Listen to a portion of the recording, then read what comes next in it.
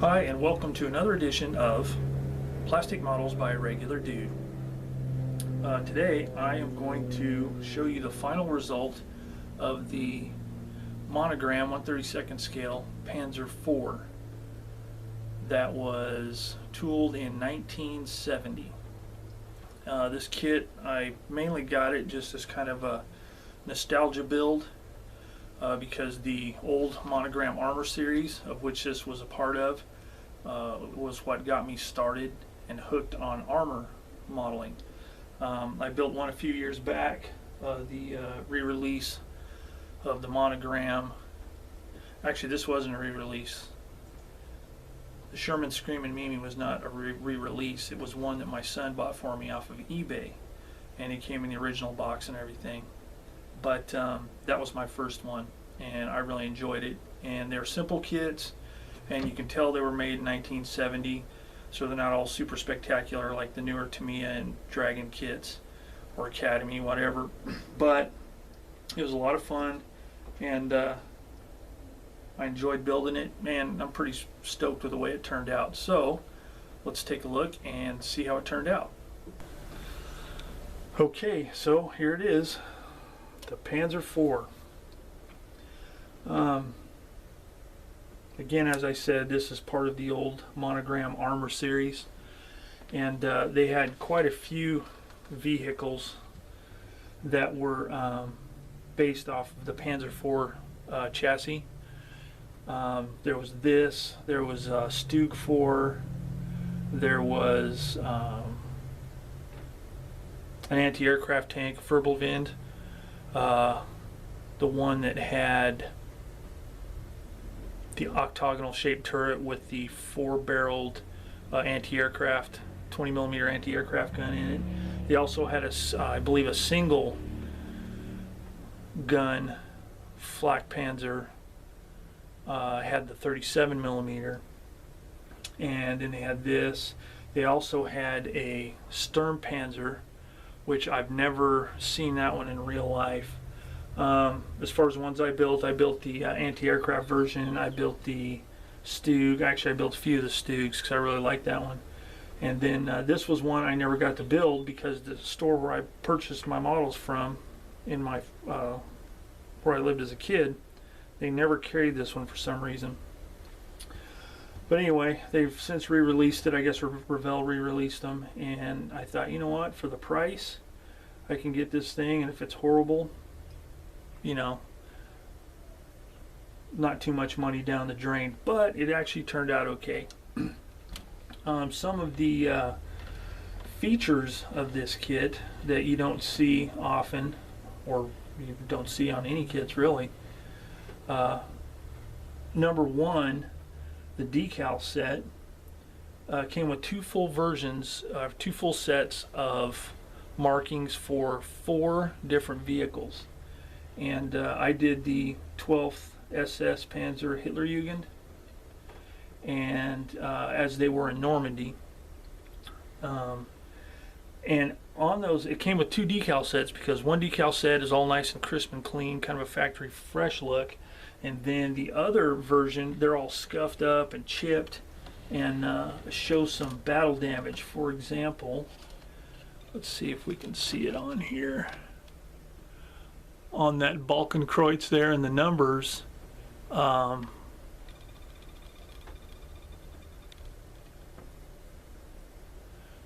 they're kind of chipped and scuffed.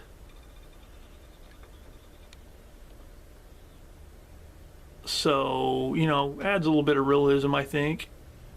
And, you know, turned out pretty cool. It's like, you know, it's been scraped and everything else. That's kind of a little bit of a realism thing going on there. And it was kind of cool that, you know, Monogram thought to do that.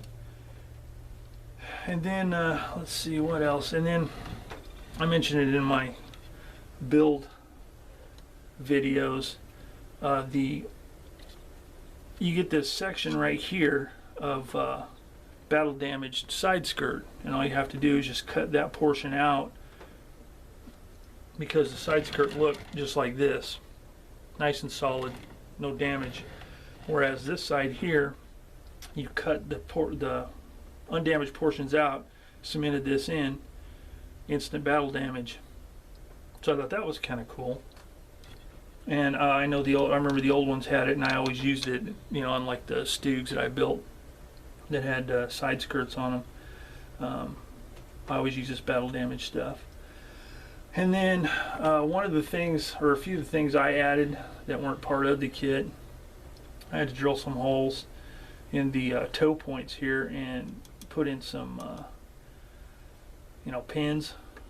Made those out of some wire, no big deal. And then I also added Zimmerit on this kit because in doing my research on this vehicle, because I wanted, you know, there to be some semblance of reality to it. I don't think there were any two vehicles that were the same as far as the Zimmerit. Some of them had the Zimmerit on the side skirts and the skirts on the turret. Some of them had Zimmerit applied to the side of the hull underneath. Some of them didn't, you know, like in where the wheels are. Some of them had the Zimmerit on this front plate here. Pretty much all of them had it on the fenders, the rear plate, the front plate here, the mantlet, and the front of the turret. That seemed to be the common denominator in the Zimmerit application on these tanks, so that's what I did. I went with that. I opted not to do it on the side skirts because I was using the battle damage, and you know, I honestly didn't want to take all that time because it's pretty time consuming to do Zimmerit. And on this kit, you know, it was kind of an experimental thing. But anyway, the Zimmerit turned out okay. Might be a little bit out of scale, might be a little coarse. I don't know. Just looking at photographs, it might be a little too coarse, you know, the pattern too large. But, you know, it's my first attempt at Zimmerit since about 1988. And I used a totally different method back then, so it turned out pretty good. I like it. And it just adds some character to the vehicle and adds a little bit more, you know, interest instead of just all flat surfaces. The decals, the Monogram decals, or Revell, whoever makes them. I don't know who makes them. It doesn't say. It just says copyright Monogram or something on it. But the decals actually worked really, really well. After I got my weathering done and a flat coat, you can't see the demarcation between the decal and the paint, you know, the carrier film. You can't see it. And using Solvaset, like I normally do, it really melted those decals down into the texture of the Zimmerit. Let's see if we can get this camera to focus here. Yeah, see, it turned out really nice as far as the way it snuggled down in to that detail. So the decals, you know, for an inexpensive kit, I mean, I got this thing, I think for $12 at Hobby Lobby with their 40% off coupon. So I mean, that's a $12 model, and you know, even at $20, those are some pretty good decals. I mean, I've had some more expensive, nicer, detailed kits that the decals were junk. So I was pretty pleased with that, and the Solvaset really snuggled them down. The figures, you know, I am a rank amateur at painting figures, but I went ahead and painted them up anyway, and these are the exact same figures that came with the other German vehicles back in, you know, the 70s. I mean, all the Panzer IV base models all had these same exact figures. Had this commander figure and this seated one hand on the hip guy. I mean, I remember those guys like it was yesterday. But I painted them. I still have worked. I got to polish up my abilities with figures, but you know, it gives it some scale and adds a little interest. But I do want to say that for a 1970 kit, the molding on these figures is really good.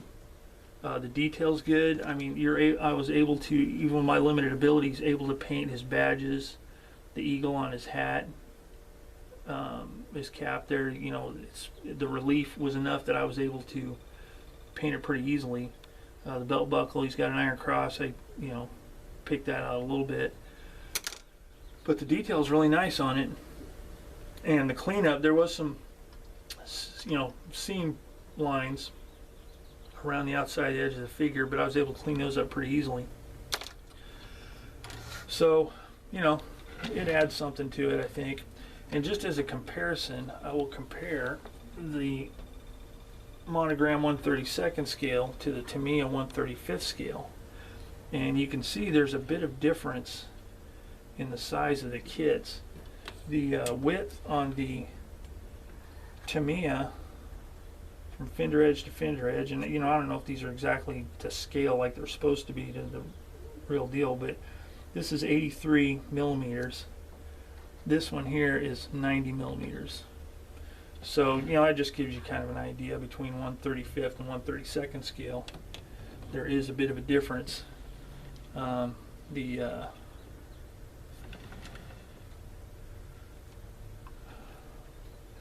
The Monogram kit is, a bit bigger. Look at the back, same thing. You can see the difference in size. But one thing that's kind of funny is either the Tamiya figures are a little large or the Monogram figures are a little small, because they are almost exactly the same size. So that's kind of weird. But anyway, I've heard stories about the figures being a little out of scale on the Monogram kits, and then being a little closer to 1/35 scale. But anyway, that, my friends, is the Monogram 1/32 scale Panzer IV. One more note on construction. My muffler texture was Model Master acryl, rust, and talcum powder mixed up and just kind of splotched on there, keeping it simple. So there it is, it's all done. So with that, I will call an end to this video. And if you have any comments or suggestions on this particular kit, please leave them down below. I'd like to hear from you and see what you think, good or bad, because we all can improve with our model making. Maybe give me some idea on what you think about the Zimmerit as far as being in scale or not. Sometimes I'm not a very good judge of that, but this was kind of an exercise for me. So anyway, that's it for the Monogram Panzer IV. And next time I'll be putting up a video, I think, of a preliminary quick review of the next kit I am going to be building. So with that, thanks again for watching Plastic Models by a Regular Dude, and I'll catch you next time.